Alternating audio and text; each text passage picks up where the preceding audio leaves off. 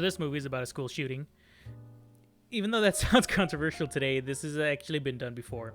Maybe not as action-oriented, but they have done it before. Movies like Zero Day, Elephant, We Need to Talk About Kevin, Bang Bang, You're Dead, they all struggle with the subject, but in a more artistic and ham-fisted way. This movie, though, is all action. You're not going to be seeing any, well, there's a little bit of message sprinkled here and there. Actually, the chief complaint about this movie was the lack of message and the supposed tasteless way that it handles all the subject matter. With reviews like these, you can see why this movie has a lot of low scores. Let's put the crybabies aside and just get right into the movie. That way we can check if it's actually as exploitive or as tasteless as the movie critics who live in gated communities think it is. The movie takes place in wherever the fuck USA. The movie starts with a scene where the main character Zoe and her dad, played by the Punisher, hunt a deer. After hitting the deer in the lungs and pretty much incapacitating it, the Punisher tells Zoe to crush its head with a rock because it's more humane than, I don't know, shooting it, I guess. I guess 308 is really expensive where they live. I'm not too sure why he decided to do that. After that whole scene, we're introduced to Zoe's mental illness. If that sounds too harsh, I don't know what to call seeing your dead mother in hallucinations. If you have another name for it, you're welcome to tell me. After the Punisher and Zoe talk about their dead mom for a little bit, we're introduced to the best friend / love interest. Oh boy. No, it's fine. It's fine. Anyways, the kids make their way to the school and are fucked with by the school bullies. You know, they're doing generic school bully things like running them off of the road. Oh, and this also happens. Hey, we know you're hurting, Roy. Okay, we know, Mommy. She didn't hug you enough, and Daddy never said he was proud. After Zoe and her friend are run off of the road, Zoe sees one of the bad guys, I guess, dressed as a stereotypical neo-Nazi jackboots and all that bullshit. He's dropping off a box in the middle of the field, which I don't know if that comes back later on. I think it does. Well, anyways, the kids get to the school, and they have, like, generic kids at school scenes where they're talking. The love interest tries to get up the courage to ask Zoe out on a date or to the prom or whatever, and some bitch drops coffee in Zoe's lap. She ends up running to the bathroom. While in the bathroom, Zoe sees the neo-Nazi goth GF putting something in the roof of the bathroom. Zoe has another psychotic episode with her mom in the bathroom. Meanwhile, shit outside of the bathroom in the cafeteria is getting real. Like real. Yeah. I was genuinely shocked at this scene. I didn't really expect it to be so graphic, but I guess I just chalked it up to me thinking it was some kind of Christian conservative movie, I guess. And in the cafeteria scene, we're introduced to the main villain of the movie, the Borker. This guy was a little too exaggerated for me. It kind of reminded me of a comic book villain, but this actually might be more realistic than you're thinking right now. Because if you've ever gotten into the school shooter phenomenon, online, there's videos of the shooters. They have their videos on YouTube and all those things. And I'm sure you've watched them if you're into this type of things. And the thing you notice about all these shooters is that they have very grandiose opinions about themselves, and they like to do these long monologues about how the world has scorned them, and they want to get revenge, and they've got the power of God, and they're going to do all these things, and they really do act like superhero villains. And I just kind of chalk it up to the fact that superhero movies have been popular since the 80s. So they all get their ideas of what a bad guy is supposed to be like from Batman and Superman and all these comic book movies.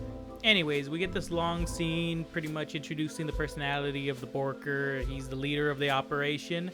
And then we're introduced to his crew of flunkies. He has the neo-Nazi that was dropping the stuff off, the neo-Nazi goth GF, and the kid from Stranger Things. There's more scenes of the Borker, being evil and and he ends up sending his evil Nazi Lurch to go get Zoe. There's more scenes of the Borker being evil and just being like crazy grandiose guy of himself. Fucking chick gets murked really nasty. He then sends his neo-Nazi Lurch to go get Zoe, and he pins her in the cafeteria area. We get this nice little scene where the lunch lady kind of like sacrifices herself for Zoe. She like jumps up and says something to the to neo-Nazi Lurch, and he just shoots the shit out of her. I thought it was funny. I wish I hadn't laughed at it, but it was just funny how nasty she got shot. Also, if it was like LA Unified, the lunch lady would have just been like, oh, there she is, and ran away. The Borker tells the kids his master plan of becoming the most famous mass shooter ever, even bringing up the high score, which people who are in the know what that means. You know, if you've ever been online, you know what high score is. Zoe escapes the school and finds Fatty with another group of students and tells them not to go into the school. They don't believe her at first, but she just keeps insisting and they don't go inside. But Fatty wants to team up with her anyway. So Zoe and Fatty head out.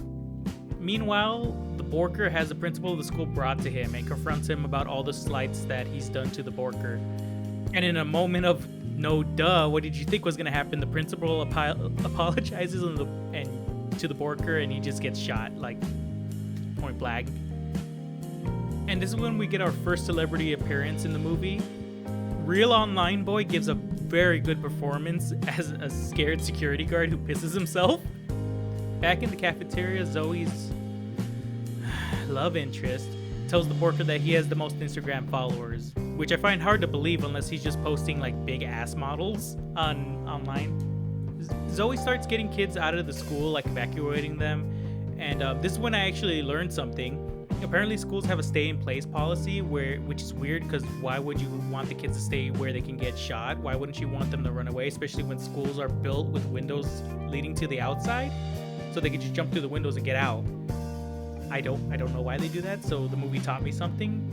Good job, movie. Anyways, the cops are trying to get to the school, but they can't because, like, in real life, they're retarded.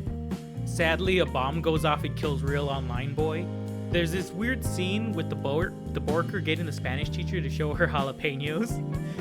It was really uncomfortable. There was boobs in this, which I was shocked.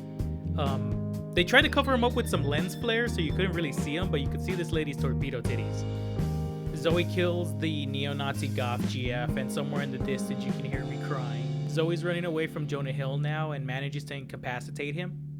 There's a touching scene between Fat Nerd and Zoe where he reveals that he joined the shooters because he was bullied and everyone saw his dick. Zoe's a girl, so she doesn't understand that getting your dick laughed at is enough to like do genocide and war. The Punisher shows up.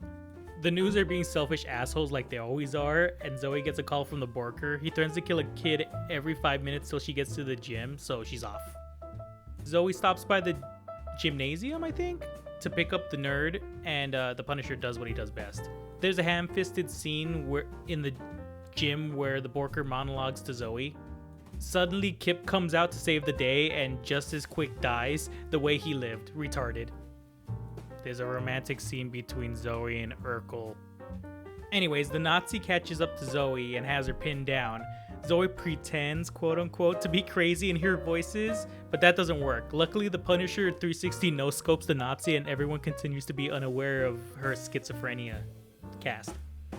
Zoe confronts the Borker in the cafeteria and he runs like a bitch, and the 4chan party van explodes. Zoe, while chasing down the Borker, gets caught by the retard cops and they all get exploded. The cops, being the retards that they are, think the Borker is dead. Then they show this big wide shot of the Borker doing blackface, and Zoe's still crazy.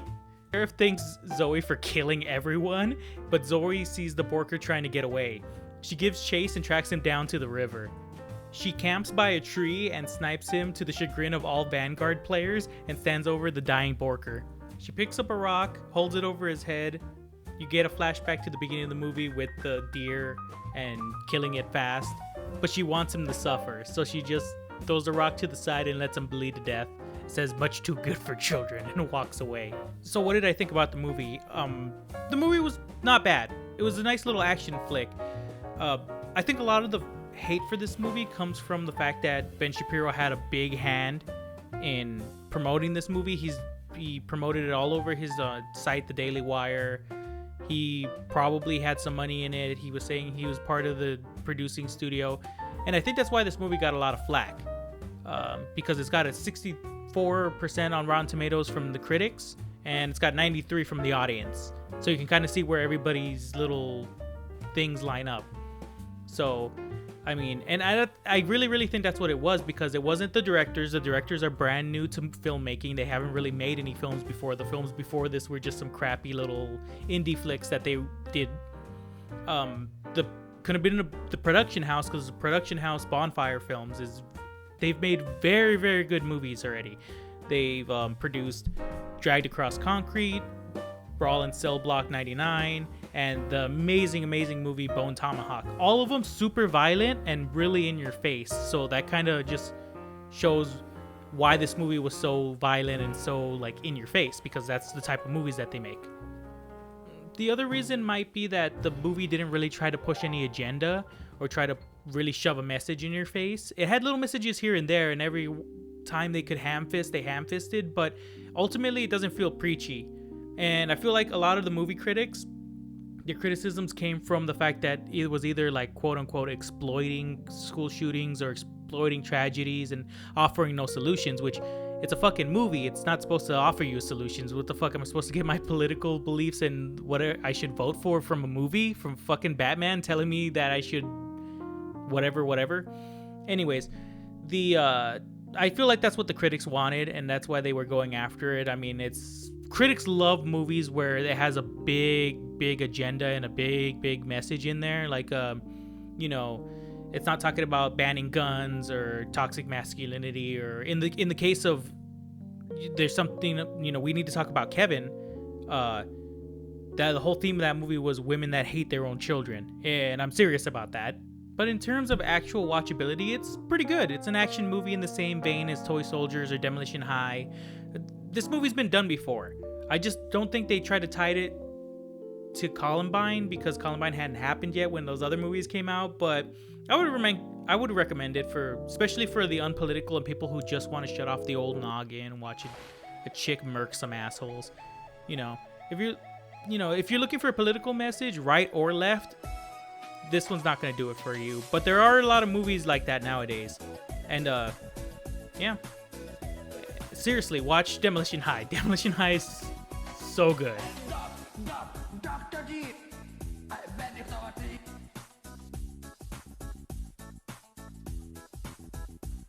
I'm Dr. D. I'm gonna rally you, rather for our seek. Deeper.